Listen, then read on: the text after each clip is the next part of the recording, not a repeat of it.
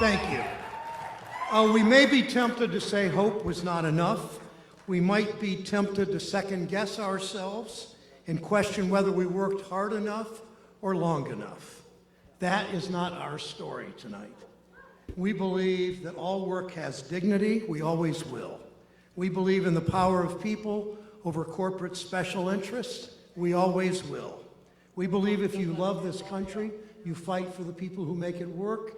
We always will. This is a disappointment, but is not a failure. It will never be wrong. It will never be wrong to fight for organized labor. It will never be wrong to fight for the freedom of women to make their health care decisions. It surely will never be wrong. It surely will never be wrong to fight for civil rights and human rights.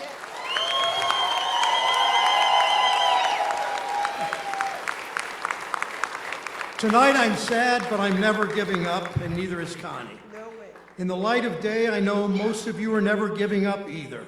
I'll close the same way I've closed pretty much every speech in my career fighting for Ohio, because the values I fight for have not changed. They will never change. On my lapel, I wear this pin, depicting a canary in her birdcage. You might have heard this before. It was given to me decades ago by a steel worker at a Workers' Memorial Day rally in Lorraine. You know the story. At the turn of the century, coal miners took the canary down in the mines with them to warn them of poisonous gas. The mine worker in those days knew he didn't have a union strong enough or a government that cared enough to look out for him. He was on his own. Over the last century and a half, we have done so much to change that. All of those fights required going up against powerful special interests. I think about the lesson that any union organizer knows. They don't just give you fair wages, safe workplaces, good benefits. They don't just give it to you. You go out and take it. That's how progress is always worked in this country.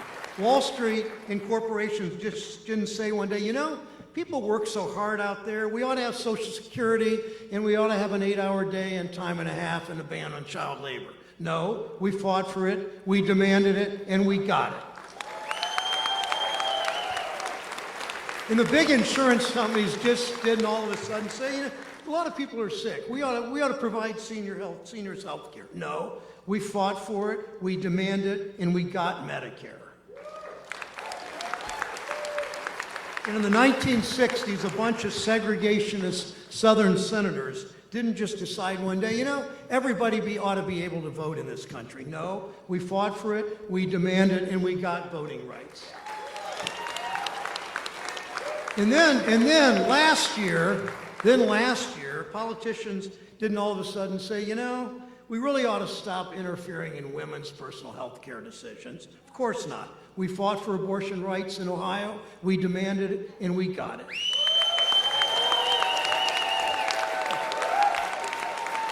In all those fights, progress didn't happen on its own. We know there are so many fights still ahead. When I first came to the Senate, like all new senators, they gave me one of those really expensive, fancy pieces of jewelry. You could kind of walk around, I'm a senator, I'm a big deal. I wore it for a couple days, but it just didn't feel right, so I took it off and I put my canary pin back on. And I've worn that canary pin every day since. So tonight, nothing changes. I don't take off this pin. I'm not giving up on our fight for workers, and I know you won't either. Thank you.